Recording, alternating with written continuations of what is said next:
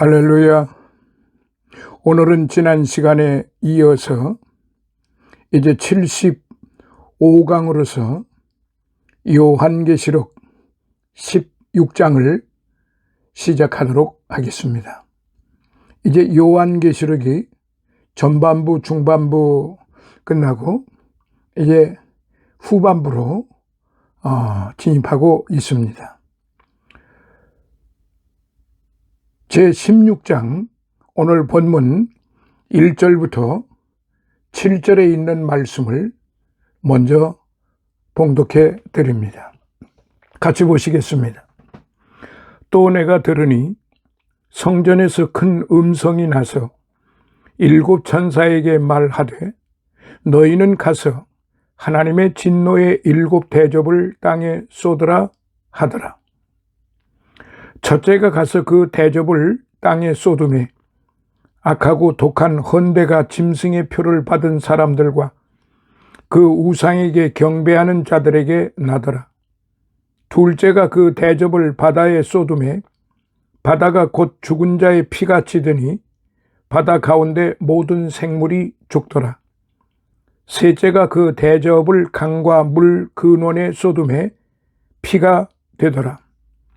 내가 들으니 물을 차지한 천사가 가로되 전에도 계셨고 시방도 계신 거룩하신 이여 이렇게 심판하시니 의로우시도다.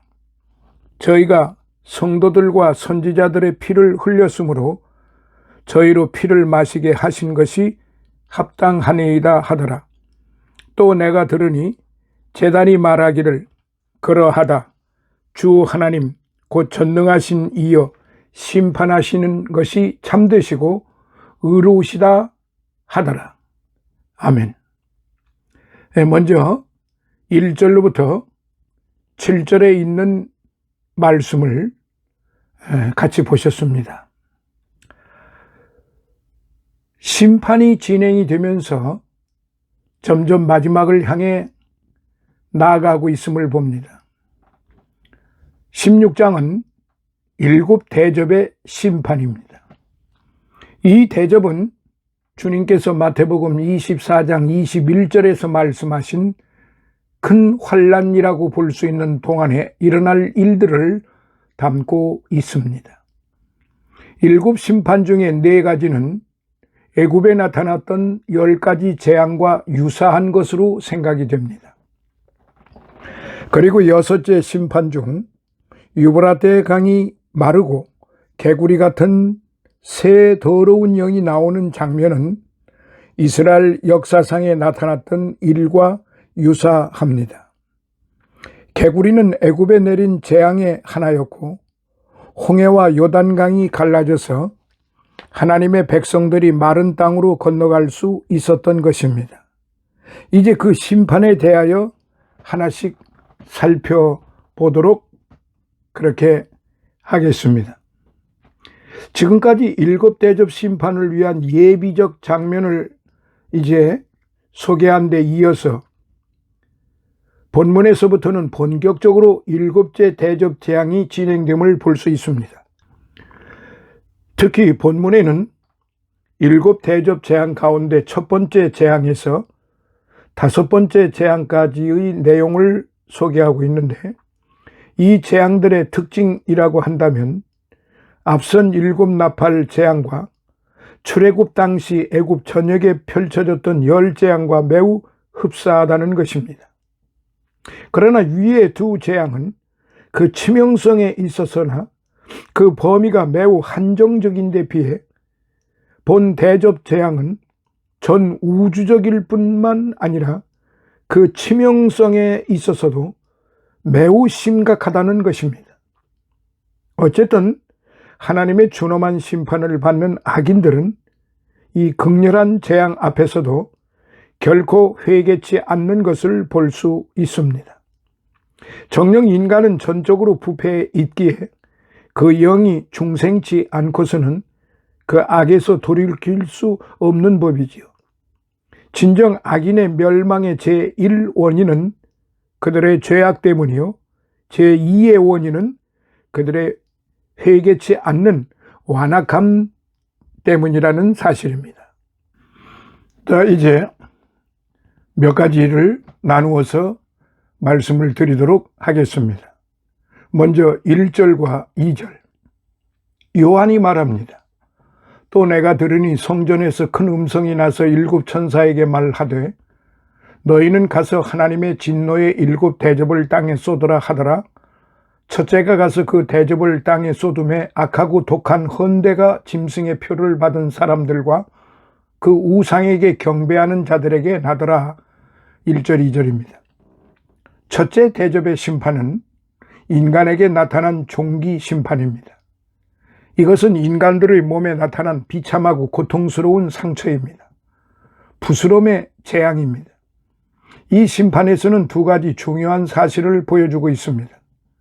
여기에 보면 누가 더 악하고 독한 헌대가 나는 재앙을 당합니까? 누가 이 악하고 독한 헌대가 나는 재앙을 당한단 말입니까?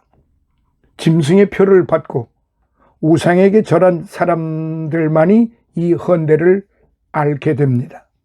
이것은 하나님께서 믿는 자들은 심판받지 않도록 하시는 것입니다. 마치 애굽에 재앙이 내릴 때 고센 땅에 거하는 이스라엘 자손에게는 그 재앙이 미치지 않은 것과도 같습니다. 3절을 봅니다. 둘째 대접 심판입니다. 첫 번째는 대접 심판이고 두 번째 역시 둘째 대접입니다. 둘째 대접의 심판은 바닷물이 피로 변하는 심판이에요. 둘째가 그 대접을 바다에 쏟음에 바다가 곧 죽은 자의 피가 지더니 바다 가운데 모든 생물이 죽더라. 3절입니다. 이 짧은 구절의 말씀을 통해서 우리는 인간의 상상을 초월하는 상황이 이 땅에 임하리라는 것을 예견할 수 있습니다. 이미 나팔 심판 때 하나님께서 둘째 나팔로서 바다의 3분의 1을 피로 변하게 하신 것을 보았습니다. 그런데 이 둘째 대접은 바다 전체를 피로 변하게 한다는 말씀이지요. 바다 전체가 썩어 그 안에 사는 생물들을 모두 죽게 한다는 말입니다. 아마 폐수 처리가 잘못되어서 공해로 말미암아 강의 고기나 오리떼가 죽은 모습을 TV에서 보신 일이 있으실 것입니다. 그런데 바다 전체가 피로 변해 그 안에 서식하는 수족들이 수를 헤아릴 수 없이 많이 죽어 피 위에 뜨게 되고 그것이 썩어 피와 더불어 냄새가 날 것을 한번 생각을 해보십시오. 상상을 초월합니다. 생각만 해도 무서운 심판이에요. 이렇게 되면 모든 여객선이나 무역선이 다닐 수 없게 될 것입니다. 바다를 이용할 수가 없게 되는 것이다 이 말이죠. 거의 대부분의 상품들이 배를 통해 운반되고 있는 것이 오늘의 실정인데 배의 운행이 중단된다면 사람들이 살아가는데 얼마나 심각한 문제에 봉착하겠습니까? 바다의 물이 피로 변한다면 거기에서 생기는 고통은 이루다 말할 수 없을 것입니다. 자, 4절로부터 7절을 보겠습니다. 셋째 대접 심판은 강과 샘물이 피로 변하는 심판입니다. 셋째가 그 대접을 강과 물 근원에 쏟음에 피가 되더라. 내가 들으니 물을 차지한 천사가 가로되 전에도 계셨고 시방도 계신 거룩하신 이여 이렇게 심판하시니 의로우시도다. 저희가 성도들과 선지자들의 피를 흘렸으므로 저희로 피를 마시게 하신 것이 합당하니이다 하더라. 4절로부터 6절입니다. 세 번째 대접은 두 번째 대접에 연속되어 왜 하나님이 이 일을 허락하셨는가를 설명해 주고 있습니다. 바닷물을 피로 변하게 하신 하나님은 강과 샘물을 피로 변하게 하심으로 남아있는 물의 근원까지 멸하십니다. 얼마나 무서운 일입니까? 강과 샘이 모두 피로 변한다고 생각해 봅시다. 수도꼭지를 트는 순간 맑은 물이 아닌 시뻘건 피가 콸콸 쏟아져 나옵니다. 심지어 생수를 만들기 위해 지하수를 퍼 올리는데도 생수가 아니라 피가 올라옵니다. 물의 근원까지 피로 만드셨기 때문입니다. 무서운 일입니다. 물이 피가 되면 물은 썩을 것이고 썩은 피는 여러 가지 질병과 유행병을 발생시킬 것입니다. 사람에게 있어서 가장 필요한 것은 물입니다. 밥은 며칠 먹지 않아도 죽지 않습니다. 그러나 물은 하루만 마시지 못해도 견디기가 어렵습니다. 끝내는 물을 계속 마시지 못하면 죽고 마는 것입니다. 하나님께서 다른 근원을 통해서 물을 공급하시든가 다른 방법으로 주시지 않는 한 이 땅은 생명의 근원인 물을 찾느라 혼란과 소동으로 가득 차게 될 것입니다. 본서는 흥미롭게도 이 우주 안에서 행동하고 있는 천사들의 모습을 수시로 보여주고 있습니다. 어떤 천사는 물을 맡고 있습니다. 물이 피로 변할 때 이 천사는 이 무서운 이적이 지극히 합당하다고 말을 합니다. 그것은 적그리스도가 그토록 많은 성도들을 순교시켰으므로 자기가 행한 대로 받아 마땅하다는 것이지요. 환란 시대 초기에 성도들이 흘린 피를 되찾기 위해 그는 후반에 가서 모든 물의 근원을 피로 바꾸어 버릴 것입니다. 이것은 앞에 6장에 기록된 제단 아래에 있는 영혼들이 드린 기도에 대한 응답이며 옛부터 순교자들이 당해온 고난에 대한 보응인 것입니다. 사랑하시는 성도 여러분, 심판은 필연적입니다. 우리 성도들도 이미 심판받았던 자들입니다. 그러나 어린 양이신 그리스도의 피로 심판에서 생명으로 옮겨졌습니다. 하지만 여전히 하나님의 은혜를 거절하는 자들이 있습니다. 내 부모가 있습니다. 내 형제들이 있습니다. 내 가족들이 있습니다. 내 친한 친구들이 있습니다.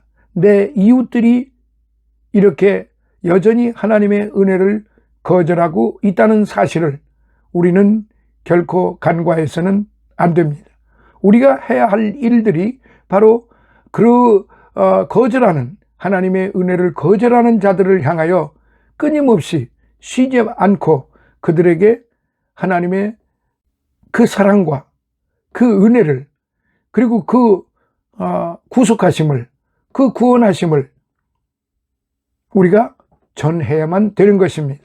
듣든지 안 듣든지 간에 우리는 끊임없이 그들에게 전해야만 하는 것입니다. 제가 하나 너무나도 아쉬운 것은 제가 처음 시작할 때서부터 내 가족들, 내 형제들에게 끊임없이 전하지 못했다고 하는 점입니다. 이것을 고백하지 않을 수 없습니다. 그러나 지금이라도 늦지 않았기에 비록 많은 시간이 지체되었지만 지금이라도 전하고 있는 것입니다. 형님, 이제 예수 믿으십시오.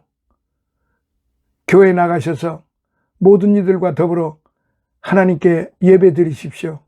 찬양하십시오. 이것이 사는 길이고 이것이 영원히 사는 길이고 이것이 죽지 않는 일입니다. 라고 말이에요. 너무나도 늦었지만은 지금이라도 기회는 있기에, 아직 기회가 있기에 저는 우리 형제들을 향하여 이런 말을, 이런 하나님의 은혜를 거절하지 말라고 전할 수밖에 없는 것입니다. 이들은 마지막 때에 여기 기록된 심판을 받을 것입니다. 이건 내 부모, 형제, 친구, 이웃 망라해서 어느 누구도 피할 수가 없습니다. 하나님의 은혜를 거절하는 자들은. 최후 심판을 피하는 길은 오직 예수 그리스도를 나의 구세주로 모시는 것뿐입니다. 다른 거 아무것도 없습니다. 어떤 조건도 없습니다. 예수 그리스도를 나의 구세주로 믿기만 하면 됩니다. 그러므로 믿음으로 살고 복음을 전하며 살아야 합니다. 거기에 바로 소망이 있는 것입니다. 거기에 바로 영원히 살 길이 있는 것입니다. 그래서 우리 그리스도인들은 결단코 육신은 비록 이 땅으로 다시 돌아갈 망정 우리의 영혼은 결단코 죽지를 않습니다. 왜 그러느냐? 그리스도 예수로 더불어 구속함을 받고 구원함을 받아서 영생함을 얻었기 때문에 그렇습니다. 자, 이제 8절로부터 11절까지의 말씀을 다시 한번 보시겠습니다. 넷째가 그 대접을 해에 쏟음에 해가 권세를 받아 불로 사람들을 태우니 사람들이 크게 태움에 태워진지라. 이 재앙들을 행하는 권세를 가지신 하나님의 이름을 회방하며 또 회개하여 영광을 주께 돌리지 아니하더라. 또 다섯째가 그 대접을 짐승의 보좌에 쏟으니 그 나라가 곧 어두워지며 사람들이 아파서 자기 혀를 깨물고 아픈 것과 종기로 인하여 하늘의 하나님을 회방하고 저희 행위를 회개치 아니하더라. 아멘. 이제 8절로부터 11절을 계속 이어서 갑니다.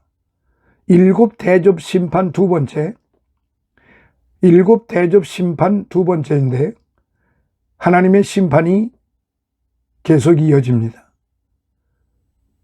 본문 16장에서는 넷째 대접 심판과 다섯째 대접 심판에 대해 말씀합니다. 넷째 심판에서는 해가 권세를 받아 불로 사람들을 태웁니다. 다섯째 심판에서는 세상에 어두움이 임합니다.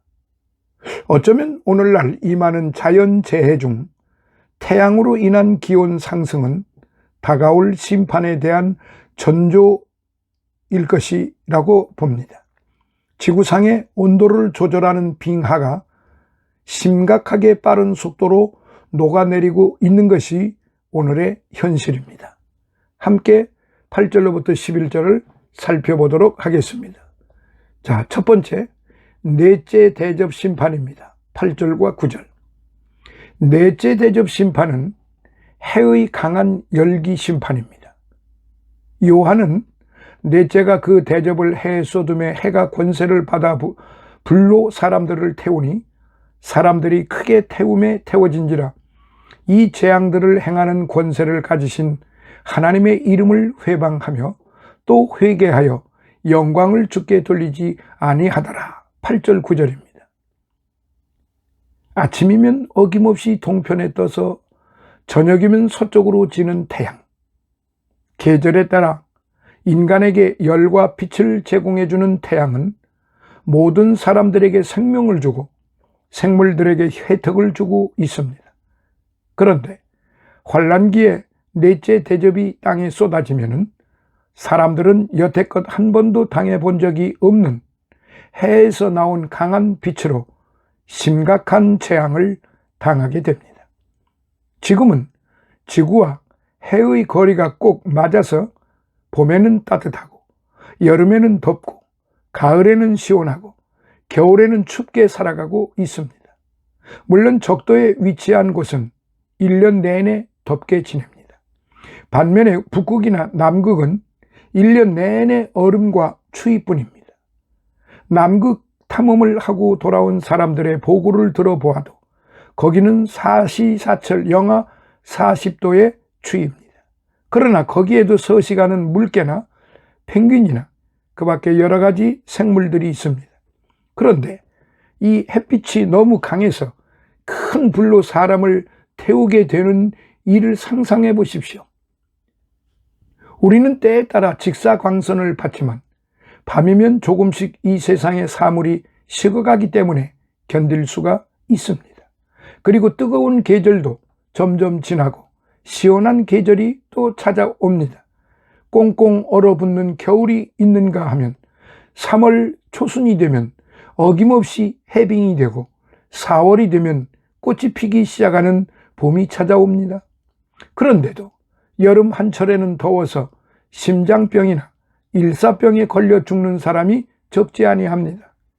환란 때에는 바로 이런 일들이 일상적으로 벌어지는데 그때에는 물이 말라붙어 강바닥에서 나오는 열기로 더욱 지독하게 되어 누가복음에 기록된 예수님의 말씀대로 혀를 축일 물도 없는 지옥의 고통을 맛보게 될 것입니다. 누가복음 16장 24절에. 이러한 고통 때문에 사람들이 창조주 하나님 앞에 무릎을 꿇고 회개할지도 모른다고 생각할 수도 있습니다. 그러나 본문에 보면 세 가지 중 첫 번째 경우에 해당되는 사람들이 하나님의 이름을 회방하고 또 회개하여 영광을 주께 돌리지 않는다고 기록되어 있습니다. 9절. 이것은 인류 역사상 그 유래를 찾을 수 없는 하나님의 뜻에 대한 거역과 적의를 나타내주는 예입니다. 한마디로 말해서 비극이지요. 사람들은 보통의 경우 어려운 일을 당하면 그 마음이 부드러워집니다. 병이 난다든지 실패를 한다든지 고통이 심해지면 자기 자신만을 의지하고 살던 사람도 그 마음이 열리며 창조주를 영접할 마음의 준비가 되는 것입니다. 그런데 사람들이 너무 강팍하게 되면 오히려 하나님을 원망하고 저주하게 됩니다. 이것 자체가 사실은 심판입니다. 자, 이제 10절, 11절을 통해서 다섯째 대접 심판입니다. 다섯째 대접 심판은 어두움입니다. 또 다섯째가 그 대접을 짐승의 보좌에 쏟으니 그 나라가 곧 어두워지며 사람들이 아파서 자기 혀를 깨물고 아픈 것과 종기로 인하여 하늘의 하나님을 회방하고 저희 행위를 회개치 아니하더라. 10절 11절입니다. 다섯째 대접의 심판이 어두움을 몰고 온다는 사실은 환난 때에 이 땅에 사는 반역의 무리에게 내리시는 하나님의 진노를 나타냅니다. 이것은 짐승의 보좌에만 내려 그의 나라가 어두움에 가득했다고 기록되어 있기 때문에 적그리스도에게만 내리는 특별한 심판입니다. 이 짐승이 앉은 보좌는 환난 때에 재건된 바벨론 성읍으로 세계 무역과 종교, 모든 악과 정치의 중심지입니다. 이 어두움이 얼마 동안 땅을 덮으리라는 것은 두 가지 사실을 말합니다. 그것은 다른 선지자들의 예언과 인간에게 미치는 영향입니다. 이 재앙은 애굽에 내린 바 있는 9번째 재앙의 표현으로 보입니다. 화 있을진저 여호와의 날을 사모하는 자여, 너희가 어찌하여 여호와의 날을 사모하느뇨? 그 날은 어두움이요 빛이 아니라. 아모스 5장 18절. 또 누가 능히 그 분노하신 앞에 서며 누가 능히 그 진노를 감당하랴? 그 진노를 불처럼 쏟으시니 그를 인하여 바위들이 깨어지는도다. 그가 범람한 물로 그것을 전멸하시고 자기 대적들을 흑암으로 쫓아내시리라. 나훔 1장 6절 8절에 그렇게 기록이 되어 있습니다. 스바냐서에서는 그날은 분노의 날이요 환난과 고통의 날이요 황무와 폐괴의 날이요 캄캄하고 어두운 날이요 구름과 흑암의 날이요. 스바냐서 1장 15절에 그렇게 기록했습니다. 예수님도 마가복음 13장 24절에서 그때 그 환난 후 해가 어두워지며 달이 빛을 내지 아니하며라고 했습니다. 이와 같은 환난이 인간에게 주는 영향은 어떠합니까? 사람들이 아파서 자기 혀를 깨문다고 했습니다. 뜨거움으로부터 해방되자 절망적이고도 힘을 빼앗는 어두움 때문입니다. 어두움처럼 두려운 고통은 없습니다. 그런데 이 심판은 너무 초자연적이기 때문에 사람들은 이것이 하나님으로부터 내려온 것임을 알게 됩니다. 그러나 이상한 것은 하나님 앞에 꿇어 엎드려 하나님의 자비를 구하기는커녕 아픈 것과 종기로 인하여 하늘의 하나님을 회방하고 저의 행위를 회개치 아니할 것이라는 것입니다. 그들은 하나님을 회방할 뿐만 아니라 자기 길에서 떠나려 하지 아니합니다. 인간이 주님을 거부하는 것은 그 마음의 완고함과 죄를 사랑하는 마음 때문입니다. 재앙만 그런 것이 아니고 은혜도 마찬가지입니다. 마음의 밭을 갈아엎어 부드럽게 한 사람에게 비가 내리면 그 마음이 비옥한 땅이 되어 열매를 맺게 되지만 굳은 땅은 비가 내리면 내릴수록 더 굳어집니다. 사람의 마음이 이렇게 되면 큰일이죠.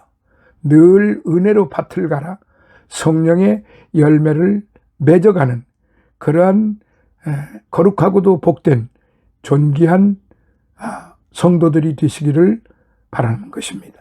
사랑하시는 성도 여러분, 매일 아침을 알려주는 태양이 사람을 태워 죽인다는 것은 상상만 해도 끔찍한 일입니다. 태양이 사라지고 어두움이 계속 임한다는 것도 상상하기 어려운 일입니다. 그러나 이 일이 세상 가운데 임할 것입니다. 그런 전조가 지구촌 곳곳에 이미 나타나고 있습니다. 이는 주님 오실 날이 가까워지고 있다는 증거지요.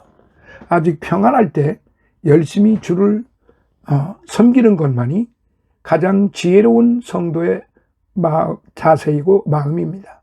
아직 구원의 날이 남아 있을 때 한 영혼이라도 더 구원의 길로 인도하는 우리 성도들이 되어야 합니다.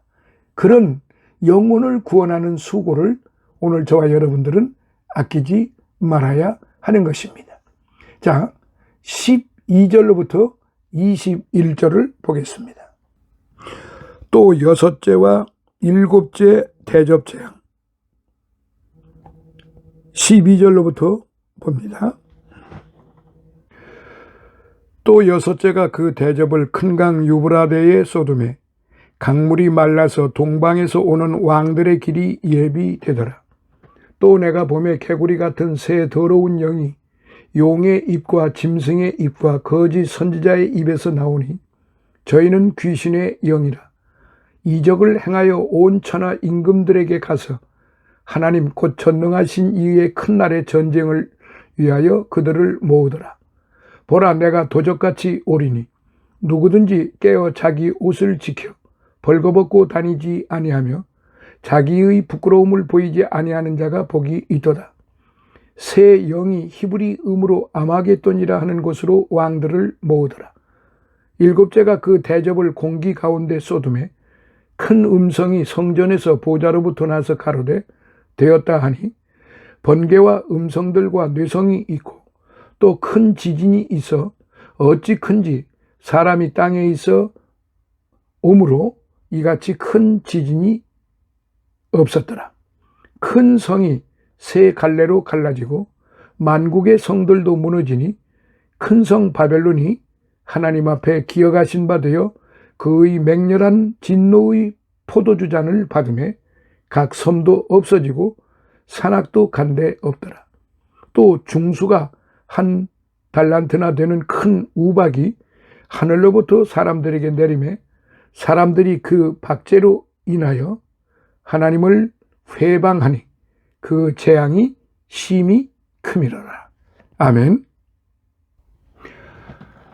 아마겟돈 전쟁 16장 12절로부터 21절, 마가복음 13장 33절을 보면서 아마겟돈 전쟁이 여기에 나옵니다. 인류 최후에 대한 책과 영화는 매우 많아요. 그런데 인류 최후에 거의 빠짐없이 등장하는 것이 전쟁이고 그 전쟁의 이미지는 대부분 아마겟돈에서 온 것입니다. 실제로 아마겟돈 전쟁이라는 이름으로 만들어진 영화나 책들도 많습니다. 아마겟돈 전쟁이라는 표현은 성경의 본문에 나오는 것입니다. 아마겟돈 전쟁은 7재앙의 마지막에 포함됩니다. 인류 최후의 재앙인 아마겟돈 전쟁에 대해 말씀을 드리도록 하겠습니다. 자, 첫 번째 12절로부터 16절, 여섯째 대접 심판입니다. 여섯째 대접 심판이 이루어지는데 여섯째 대접 심판은 유브라데 강이 마르는 심판입니다. 또 여섯째가 그 대접을 큰 강 유브라테에 쏟음에 강물이 말라서 동방에서 오는 왕들의 길이 예비되더라. 또 내가 봄에 개구리 같은 새 더러운 영이 용의 입과 짐승의 입과 거짓 선지자의 입에서 나오니 저희는 귀신의 영이라 이적을 행하여 온 천하의 임금들에게 가서 하나님 곧 전능하신 이의 큰 날에 전쟁을 위하여 그들을 모으더라.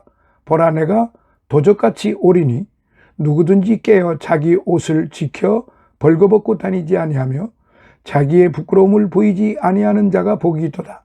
새 영이 히브리 음으로 아마겟돈이라 하는 곳으로 왕들을 모으더라.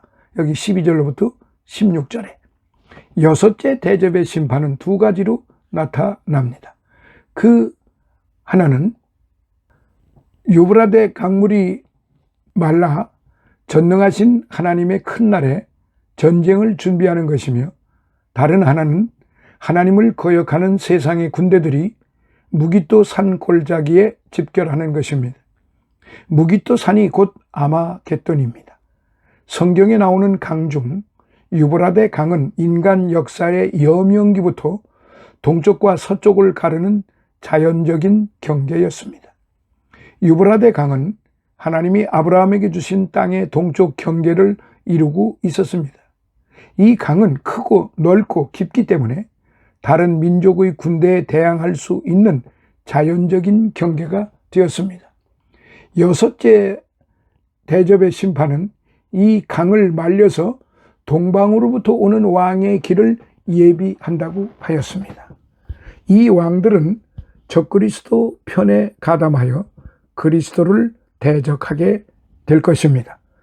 여섯째 대접의 두 번째 부분은 적그리스도와 거짓 선지자의 입으로부터 나오는 개구리 같은 새 더러운 영을 보여줍니다. 이들은 온 천하 임금들 앞에 이적을 보이므로 그들로 하여금 전능하신 하나님의 큰 날의 싸움을 준비하도록 속일 것입니다. 그러므로 아마겟돈 전쟁은 적그리스도와 하나님을 미워하는 세상 군대들이 그리스도에 대항하여 벌이는 최종 격전입니다. 이와 같은 격전 속에서 성도들에게 주시는 격려의 말씀이 있습니다.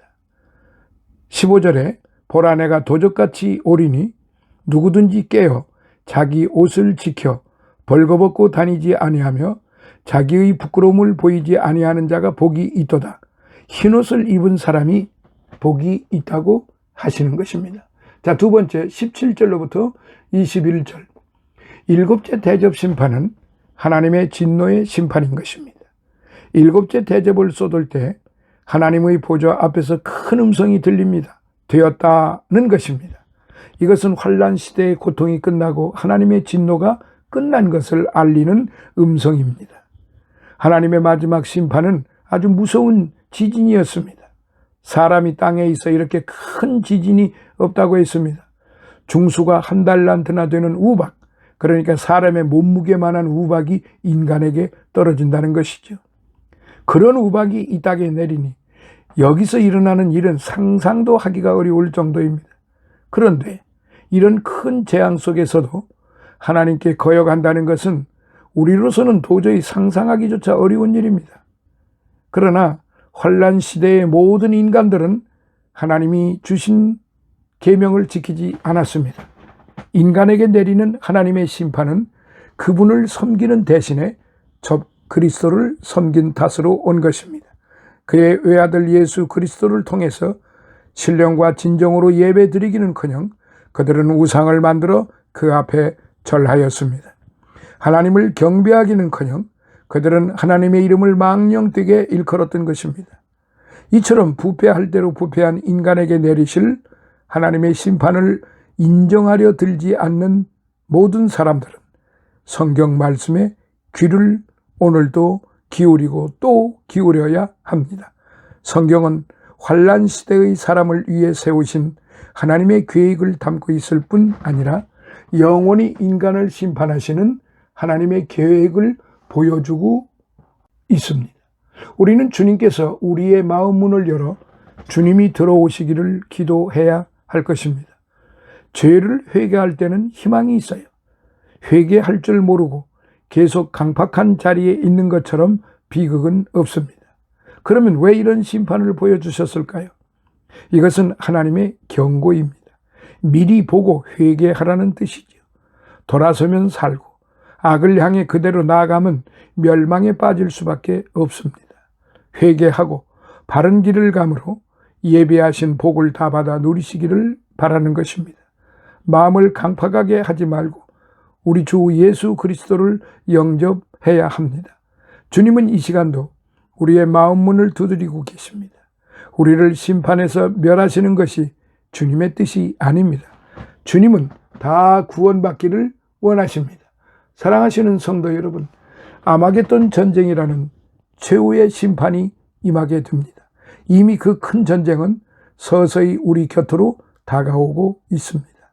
임박한 심판을 앞에 둔 우리 성도들은 어떻게 살아야 할까요? 예수께서 친히 말씀하시기를 보라 내가 도적같이 오리니 누구든지 깨어 자기 옷을 지켜 벌거벗고 다니지 아니하며 자기의 부끄러움을 보이지 아니하는 자가 복이 있도다. 15절에 말씀하셨습니다. 이는 깨어 믿음을 굳게 지키라는 말씀입니다. 그리고 하나님의 자녀들로서 부끄러움을 보이지 말고 보다 경건하고 진실하게 믿음을 지켜 살라는 말씀입니다. 그러므로 우리 성도들은 믿음을 지켜 언제 어느 때 주님이 오시더라도 영접하는 그러한 복된 성도들 되시기를 예수님 이름으로 축원합니다. 자, 이제 75강은 여기에서 마무리가 되겠습니다. 다음 시간에는 76강으로서 16강 총정리를 해서 말씀을 드리도록 하겠습니다. 감사합니다. 할렐루야.